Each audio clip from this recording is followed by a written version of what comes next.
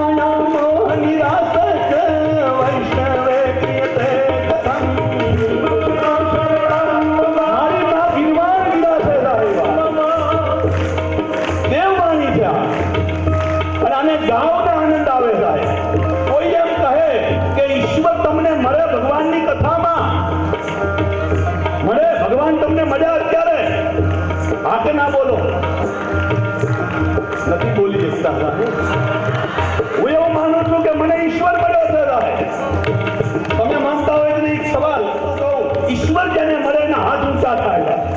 ઈશ્વર જેને મળે એના જીવનમાં નૃત્ય આવે. ઈશ્વર જેને મળે સાહેબ બે ક્ષણે તૂટી નીચેનો ભાગ એને વિસરાઈ જાય. આ ઈશ્વર મળ્યાના સંકેત છે. અને તમે ગાવજો શરીરનું ભાન ભૂલાય છે. અજ્ઞાન ભાંતે વિધવંશે સૂર્ય કોટી સમપ્રભા. શરણં મમ, શ્રી કૃષ્ણ શરણં મમ. સુતયા કાહિ કથા સારં મમ કર્ણ શાયનં. શરણં મમ, શ્રી કૃષ્ણ શરણં મમ. ભક્તિ જ્ઞાન દાતા મહાન.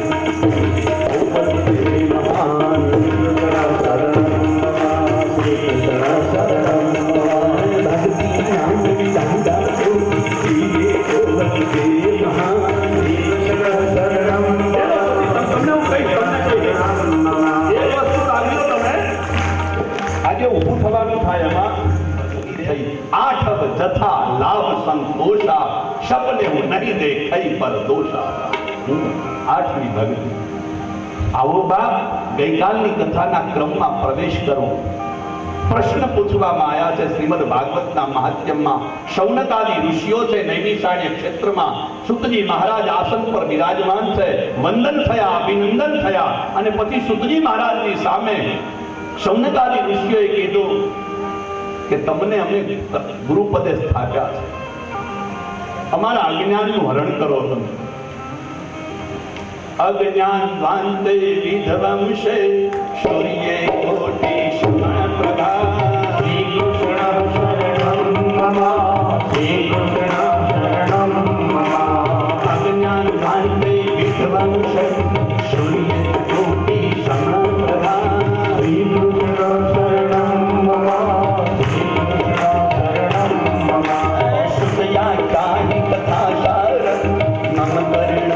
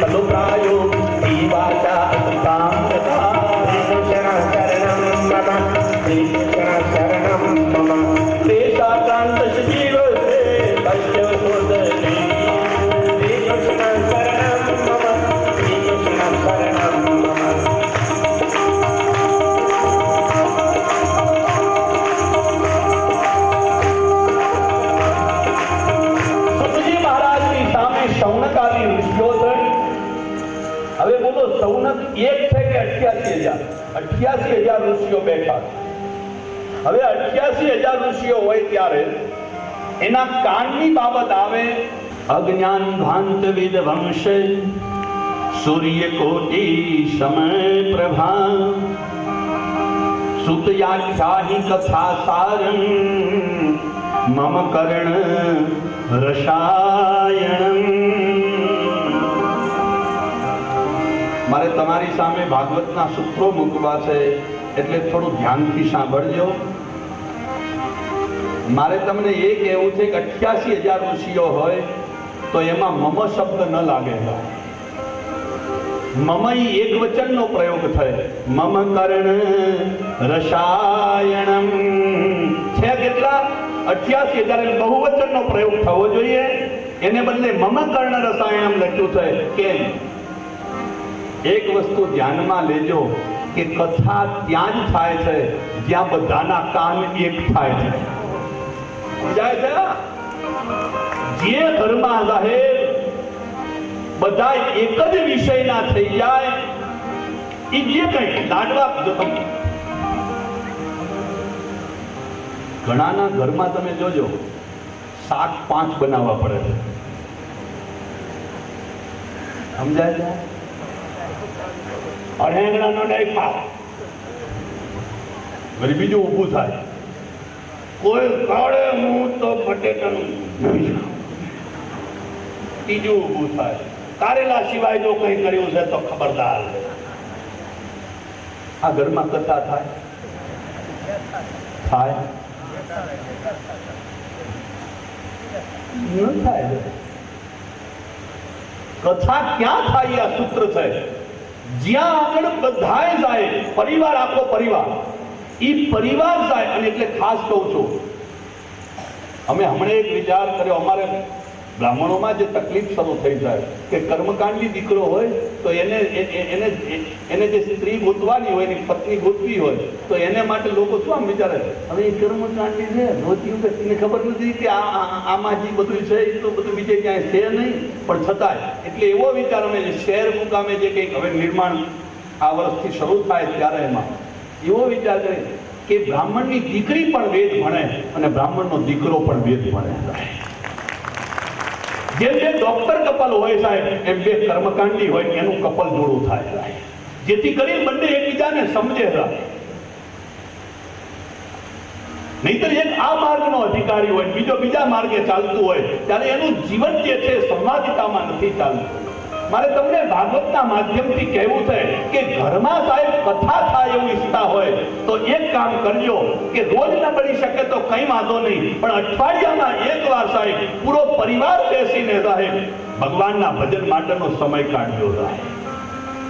અને તો તમારા જીવનમાં તમે જોજો કે બધા એક મતના થશે. અહીંયા 88,000 ઋષિઓ છે, પણ 88,000 ઋષિઓના કાન એક જ વિષયના પ્યાસી થયા છે અને એને જોઈએ છે કથા.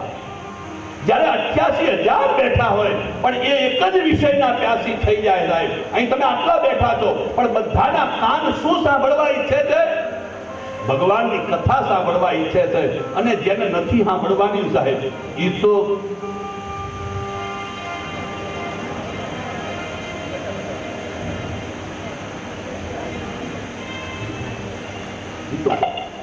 મને તો એ સમજણ પડતી નથી કે આપણે ઘરે જ ક્યાંય સુધી આવ્યા છે, થેલા લઈ લઈને આવ્યા છે, માથે ઉપાડીને આવ્યા છે, પછી આપણને રૂમ મળી, શું કરવા મળી ખબર? ઉવાય નહીં. આ તમારા માથે ભાર હતા ને, એ ભાર હેઠા મૂકવા માટે. પણ ખબર નહીં, હજુ રાતે તમે આવ્યા હો છો, એ ભાર માંડ હેઠે ઉતાર્યો તો સવારમાં થેલા લઈ લઈને પાછા ઉતરો. એક વસ્તુ ધ્યાનમાં લેજો, અહીં બજારમાં જાઓ ને તોય પોટલા બીજા ન બાંધશો. તીર્થયાત્રામાં આવ્યા પછી સાહેબ લૌકિક પદાર્થોના પોટલા ન ભરાય, પુણ્યના પોટલા ભરી જવાય. અહીંયા આગળ બીજું કયું પડે, અરે આ ભૂસા લઈ લઈને શું કરવા જવું છે અહીંથી તમારે? ગઈ વખતે આવ્યા ત્યારે કરોડ ઉપરનું ખરીદી ગયા, અને એ વખતે મને એમ થયું કે આ તો પૈસા તો વધારે રાખીએ તો વાંધો નહીં, બધા માલે તારશે સાહેબ. ખાસ કહું છું કે અહીંયા આગળ સાહેબ ભારમુક્ત થવા આવ્યા છીએ. અહીંયા આગળ હવે બીજી બધી વસ્તુઓને છોડવા આવ્યા છીએ. તીર્થયાત્રાથી આપણે પાછા ફરીએ ને ત્યારે આપણે બીજી જગ્યાએ બેઠા હોઈએ ત્યારે લોકોમાં આપણામાં કંઈક પરિવર્તન દેખાવું જોઈએ. એટલે બાપ આજ કથા અહીં થાય છે એની પાછળનું કારણ અહીં બેઠેલ પ્રત્યેક વ્યક્તિ જે છે ને, પ્રત્યેક વ્યક્તિ સાહેબ એના કાન હરિકથાના પ્યાસી બન્યા છે. એને હરિકથા સાંભળવી છે, બીજું કંઈ ઈચ્છતા નથી. એટલે તમે જુઓ, હજુ તો 8 વાગ્યા સુધી નાસ્તો ચાલુ. જો નાસ્તામાં જે લોકો પાછળ બેઠા હોય એમને બહુ ચિંતા નહીં કરવાની. આમ ગયા હા પછી રોજ પાછળ બેહવા જવાનું એવું નહીં, પણ મૂળ આમ અમે આવી જઈએ તો તમારે ત્યાં ધીરે ધીરે નાસ્તો કરીને અમે મેં કીધું ને અમે પહેલા આવીશું, પછી તમારે પાછળ આવવાનું. તો મમકર્ણ રસાયણનો અર્થ એ છે કે 88,000 ઋષિઓના કાન એક જ વિષય, એક જ કથાના પ્યાસી થયા છે. જે ઘરમાં જે પરિવારમાં સાહેબ પ્રત્યેક પરિવારનો પ્રત્યેક સદસ્ય જે છે એ સદસ્યના બધાના મન એક હોય. આપણે ત્યાં સૂત્ર રહ્યું સંગચ્છત્વમ સંબદ્ધત્વમ સંવો મનાંસી જાનતામ્ર. આપણે સાથે ચાલીએ સાહેબ, સાથે બોલીએ. આપણે ત્યાં આપણે પ્રાથમિક શાળામાં જતા ત્યારે મને લાગે છે આખું મને પૂરું સૂત્ર તો યાદ નથી રહ્યું, પણ આપણે ત્યાં ગયા સાથે મળીએ, સાથે હરીએ, સાથે ફરીએ, સાથે મળીને કરીએ સારા કામ. આવું સૂત્ર રવિભાઈ, એવું કઈ આખું આ સૂત્ર થાય. શાળા અમારી તીર્થભૂમિ, જ્ઞાન ગંગા જ્યાં વહે. અહીં તો શિક્ષકો છે, પાઠ ભણાવનારા છે. હમણાં થોડી તકલીફ થઈ છે, પાઠ ભણાવનારા પાઠ ભૂલી ગયા, બાકી તો બધી રેડી. પણ મૂળ આપણે પહેલેથી આ પાઠ શીખવાડાયો છે. સાથે રમીએ, સાથે જમીએ.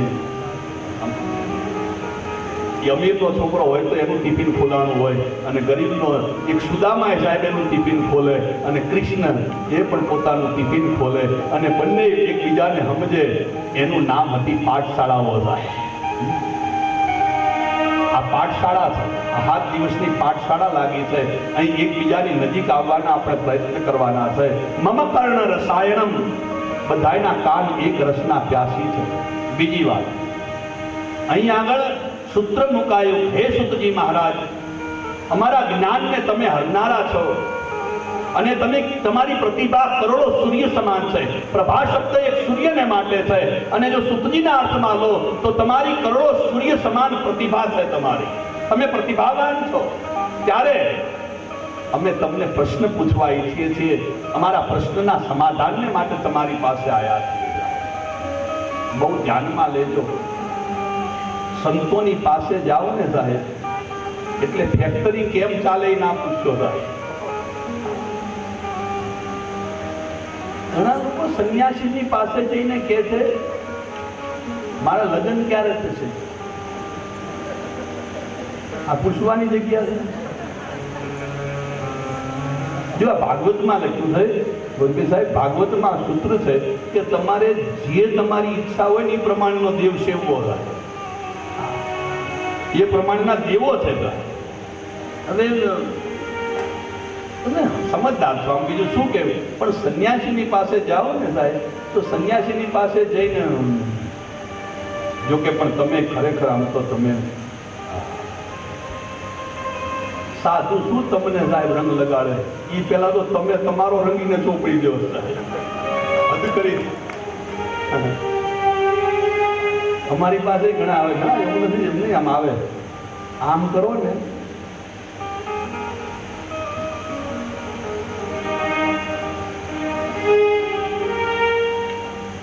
કવરમાં લોકો પ્રલોભનોના પ્રોત્સાહન આપે છે.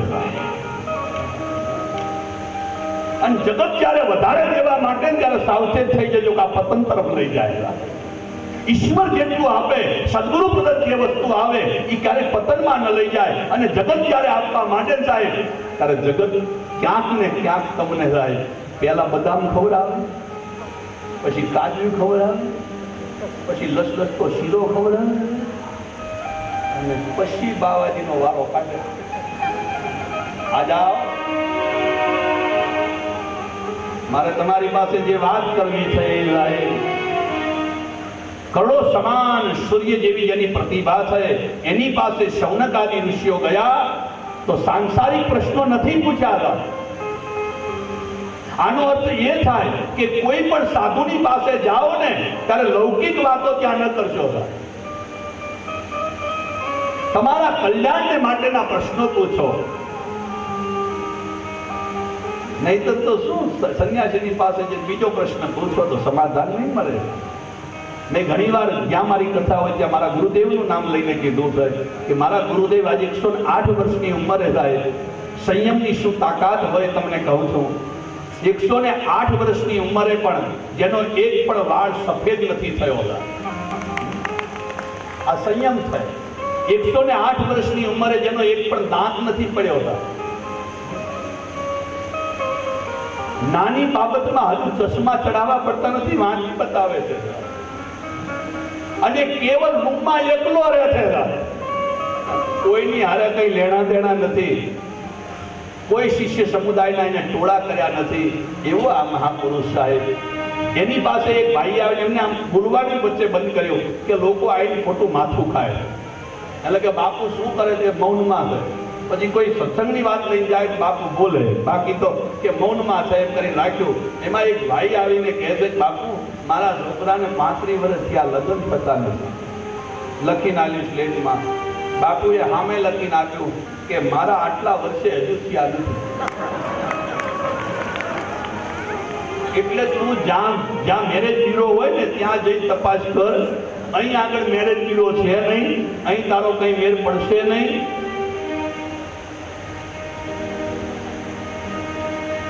અજ્ઞાન ભ્રાંત વિધ્વંસે સૂર્ય કોટી સમપ્રભા.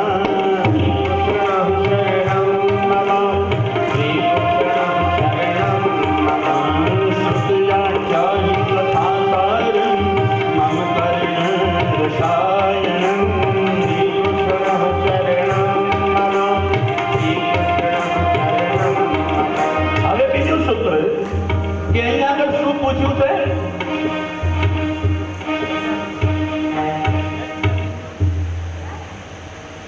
આ લખવાનું નહીં બધું કોઈ અહીં અતાર ના લાવો. તમને સમય આપવામાં આવશે અને તમારે દેવું જ છે. તો અમારે રમણકાંતિ કાકા ઉભા થતા લેવું જ છે, પણ ધીમે ધીમે. અને મને વિશ્વાસ છે કે કથા હોય ત્યાં કુબેર ભંડાર ખાલી કરે છે, ચિંતા ના કરશો, આવી જશે બધું. પણ મૂળ આ ચાલતું હોય ત્યાં થોડુંક આવે છે. સુતી આખ્યાહી કથા સાર. હવે 88,000 ઋષિઓ કથાનો સાર પૂછે છે. કેમ? તો કથાની બે પદ્ધતિ છે, એક વ્યાસ પદ્ધતિ અને એક સમાસ પદ્ધતિ. અને એટલે ભાગવતમાં પણ લખાયું કે વક્તા જે છે એ વક્તાને છે છૂટ અપાય છે કે જ્યાં વિસ્તાર કરવો પડે એમ હોય, કોઈ એવો સિદ્ધાંત સ્થાપિત કરવા માટે બાબતને સંક્ષેપ કરવી. પણ અહીં આગળ કથાનો સાર પૂછવાનો હેતુ રહ્યો કે 88,000 ઋષિઓ યજ્ઞ કાર્યમાં છે. સવારથી લઈને યજ્ઞ કરે છે, વચ્ચેનો જે સમય મળે છે એ સમયમાં ભગવાનની કથા છે. એટલે સમય કેટલો છે એમની પાસે? ઓછો સમય છે. એ સમયમાં એટલે અહીંયા આગળ કથા મુખ્ય નથી, યજ્ઞ મુખ્ય છે. અને કથા જે છે વચમાં કથા, આનો અર્થ એ થાય ગમે તેટલી પ્રવૃત્તિમાં હોય તો પણ સમય કાઢીને કથાનું શ્રવણ કરી લેવું જોઈએ. ભાગવતનું આ સૂત્ર એમ કહે છે કે તમે ગમે તેટલી પ્રવૃત્તિમાં હોય, યજ્ઞ એટલે પ્રવૃત્તિ થાય. તમે ખેડૂતના દીકરા છો તો ખેતી એ તમારા માટે યજ્ઞ છે. બ્રાહ્મણનો દીકરો એને ભણવું અને ભણાવવું એને માટે યજ્ઞ છે. વણિક છે તો એને માટે વેપાર એનો યજ્ઞ છે. તો તમારી પ્રવૃત્તિ જે છે એ પ્રવૃત્તિમાં પણ તમારે સમય કાઢવો પડશે. શેને માટે? કથાને માટે. તમે અહીં 7 દિવસ અહીં કહેશો ને આ કથાને માટે સમય કાઢો એમ નહીં. તમારા 24 કલાકમાં 1 કલાક થાય. જેમ હિન્દ શાસનમાં સામયિક છે, સામયિકમાં એ વસ્તુ છે કે તમારે કોઈ શાસ્ત્રનું, કોઈ સંત મહાપુરુષનું જે કંઈ વાક્યો છે એનું ચિંતન કરવું. એમ આપણે 1 કલાક એવો કાઢવો જોઈએ જ્યાં આગળ આપણને જે ધર્મ પ્રત્યે નિષ્ઠા હોય એનું પઠન પાઠન કરવું હોય. ઘરમાં 1 અડધો કલાક એવો કાઢો કે જ્યાં આગળ ઘરના કોઈ વડીલ, પણ વડીલોને હવે નવરાશ જ નથી સાહેબ. પહેલા આપણે ત્યાં હતું કે દાદા થાય ને સાહેબ, માણસ સમજાય ને, દાદામાં 2 રીતનો થાય. પણ હું બીજી રીતના, આપણે પેલા દાદાની વાત કરી, આ દાદાની. આપણે ત્યાં આમ સીધું તમે જોજો કે દીકરાઓ પરણીને આવી ગયા હોય, બધું આમ વ્યવસ્થિત ગોઠવાઈ જાય ને પછી દાદો જે હોય એનું બધું રેણી કેણી બદલાય છે. પેલા રાણી પાડતો હોય ઓછી થઈ ગઈ હોય,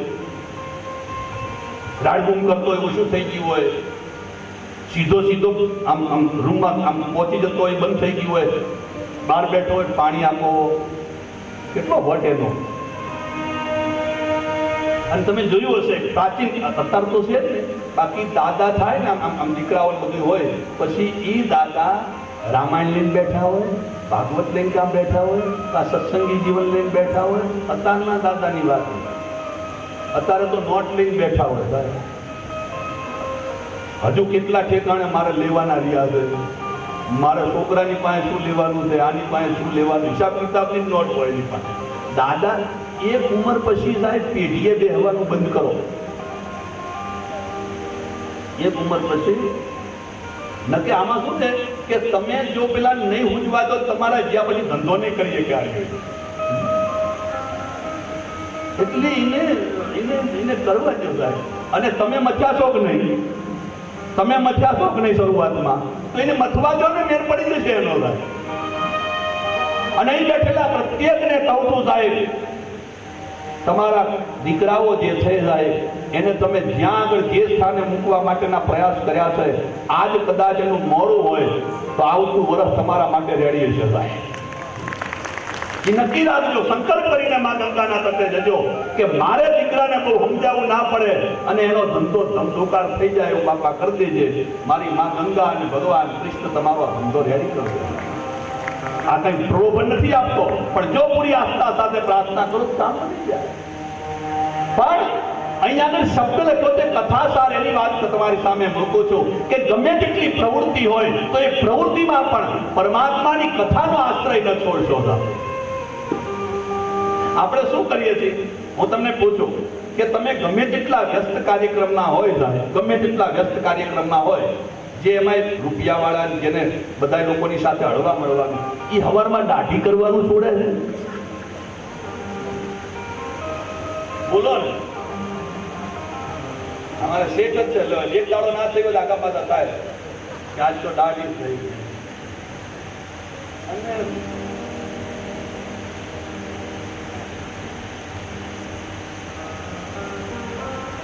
નથી બોલવું, નથી બોલવું એમ. આપણે પછી બહુ આ બધું કરવાની, બહુ પછી ઉંમર પછી બહુ જરૂર તો નથી, બહુ સ્માર્ટ થઈને ફરવાની જરૂર નથી સાહેબ. હવે આપણે અવેરનેસ લાવવાની જરૂર છે, બીજી કંઈ જરૂર નથી સાહેબ. જાગૃતિની જરૂર છે. પણ આપણે તમે કહો કે તમે 5 વાગે ઉઠવાના બદલે 6 વાગે ઉઠ્યા હોય તો દાઢી કરવામાં સાહેબ તમે સમય કાઢો કે ના કાઢો? બોલો, જલ્દી બોલો. અને પાછું એમાં સાહેબ આમ સહેજે રહી ના જાય એમ કાઢો સાહેબ, બરોબર નહીં? અને એ જ પ્રમાણે તમારે સાહેબ ભગવાનનું ભજન કરવાનો એ ટાઈમ હોય, પણ તમે 5 ના બદલે 100 વાગે ઉઠી ગયા હોય તો માળા તો પછી કરી લેશું. તો અહીં આગળ ભાગવતજી કહે છે કે અતિ પ્રવૃત્તિ હોય તો એમાંથી પણ સમય કાઢીને ભગવાનની કથાનું શ્રવણ કરો. પ્રશ્ન પહેલો કે ભક્તિ જ્ઞાન વિરાગ આપતો વિવેકો વર્તતે મહાન. હે સુતજી મહારાજ, હે સુતજી મહારાજ, અમારા જીવનમાં ભક્તિ સહિત જ્ઞાન અને વૈરાગ્ય જે છે એની સહિતનો વિવેક વધે એ માટેનું સાધન અમને કહો. બીજો પ્રશ્ન છે માયા મોહ નિરાશ છે વૈષ્ણવે ક્રિયતે કથમ. વૈષ્ણવો જે છે એ આ માયા અને મોહથી છુટકારો કેવી રીતે મેળવે છે એ અમને કહો. આ બીજો પ્રશ્ન છે. ત્રીજો પ્રશ્ન છે બહુ આઈએમપી છે. ઈહ ઘોરે કલો પ્રાયો જીવહાચ અસુરતામ ગતા.